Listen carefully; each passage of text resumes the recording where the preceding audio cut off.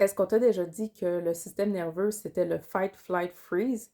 Ben, j'ai une petite nouvelle pour toi, c'est pas mal plus compliqué que ça. Mais je vais te faire un crash course. Donc, le combat fit ici, ben, c'est dans l'activation sympathique. C'est là où est-ce que tu as tout plein d'hormones et de neurotransmetteurs dans ton corps qui te donnent de l'énergie pour te défendre ou pour fuir.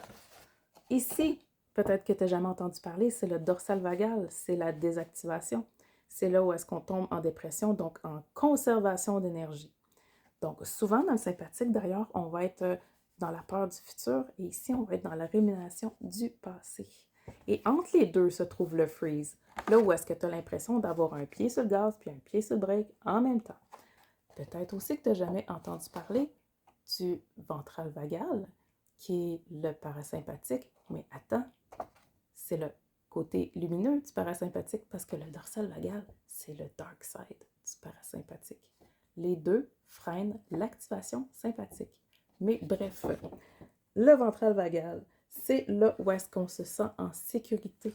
C'est lui qui influence notre fenêtre de tolérance. C'est lui qui nous permet d'être authentique et dans le moment présent. Et puis, quand on mélange le sympathique avec la sécurité du ventral vagal, ben là, c'est là qu'on a assez d'énergie pour faire de l'activité physique, qu'on a assez d'énergie pour créer, d'être dans le flow, innover, trouver des solutions.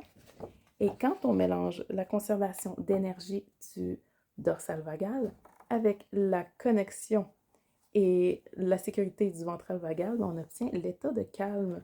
Et c'est là où est-ce qu'on est capable de lâcher prise, d'être en paix, de méditer.